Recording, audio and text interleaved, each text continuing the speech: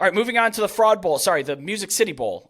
We have Auburn, a 7-point favorite against Maryland here. This game carries an over-under of 46.5 points, and it kicks off Saturday at 2 p.m. Eastern on ABC from Nissan Stadium.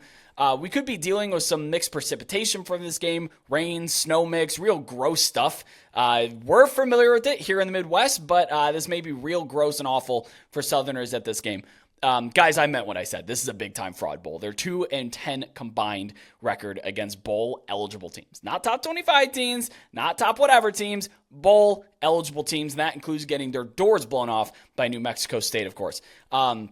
Just like Ole Miss getting berated last year before their bowl game. Guys, I'm going to victory lap. I'm sorry. I got berated on Twitter by Auburn fans about my assessment before the season started. And here we are, 6-6, guys. Congratulations.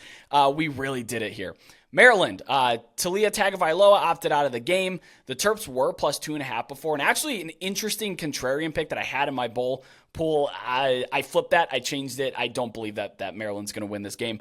They're also missing tight end Corey Dykes and linebacker, Jayshawn Barham. They're both out of this game, and they're down 3 defensive backs. So there is some personnel stuff to note for Maryland.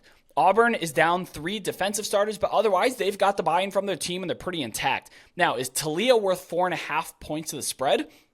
I'd listen to that argument. I don't think he's not.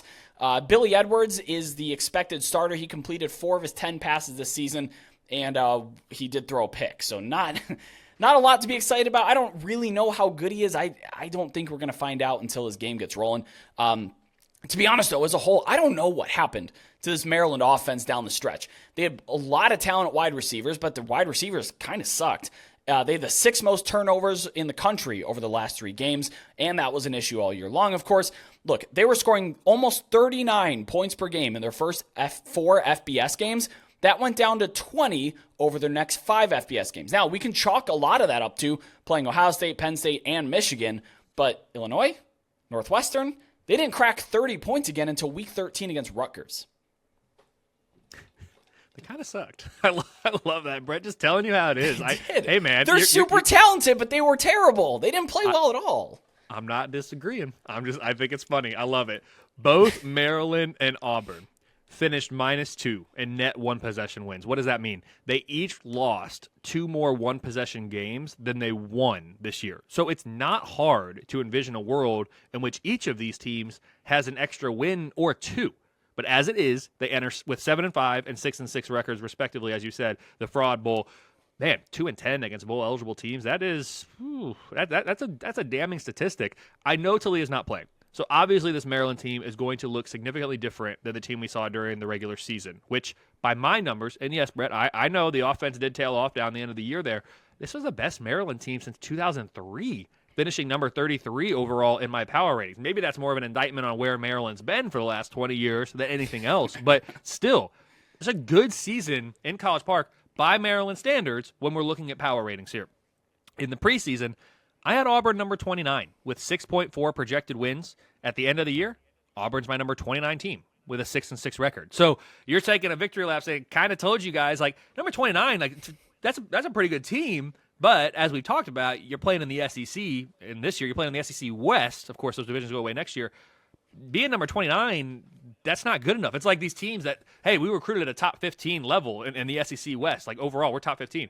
Great. That puts you number 6 in your division, right? You're like, man, it is tough sledding in the SEC. The offense was worse than expected. The defense was better than expected. But overall, the model got it pretty right on the Tigers this year. At full strength, I think this would be a pretty compelling game. I'd make it Auburn -1. But no Talia, among others, means Auburn should be able to find a way to win this game a bit more comfortably. You said, is Talia worth 4.5 points, or even, I mean, my number says just that 6.5 is what the total cumulative effect of the opt-outs is. Feels probably about right, and I'm a little bit lower on what a quarterback means to the spread than most out there. Yeah, I'm with you, and it's not just Talia. Talia could be worth 4.5 points, but missing all the other guys could, it adds up because there's a couple of NFL guys that they're not playing here. I know I was just ragging on Auburn and the fact that, well, at least you have solace in that the New Mexico State game was a complete toss-up. It wasn't. But anyway, I'm going to be nice to them. I do think that Auburn is going to line the ball up and just out-physical Maryland. Maryland's not a team that deals with physical teams very well. You saw what happened when they played Penn State. 51-15. They got steamrolled. So they're not a team that handles physical teams very well. They're not great against the run. Of course, you're betting into the absolute worst of the number that we've seen here. This is something that I got a better number on earlier on, but to back them, if you're still looking for it, maybe over Auburn's team total, you can get it under 27 points, which I like. I think they're going to be, like I said, able to line up and just kind of out-muscle Maryland there. Although Mike Locksley has actually been really strong in bowl games here, so I wouldn't be surprised to see Maryland overperform maybe some expectations, but I don't really see how they're going to win this game here. Brett, I'm going to jump in. You've said it because you said this a couple times, and maybe I'm preaching to the choir because if you're watching this, whether it live or not live, but whether you're watching it before bowl season, after bowl season, whatever it is, maybe you're already following Brett. You probably already are at Road to CFB. You need to follow Brett because he keeps talking about, well, I already kind of got this one. It's not available anymore. Like, follow the dude because when you follow him, you can get the lines that he's getting and you don't have to wait for this and then get all mad in the comments about, oh, Brett, you said this and that. Well, no, Brett actually won because he got it when it came out. So follow Brett at Road to CFB if you're serious about betting college football, especially during bowl season. Maybe it's too late for 2023. Certainly not too late for 2024. Well, I appreciate the shout out, Kelly.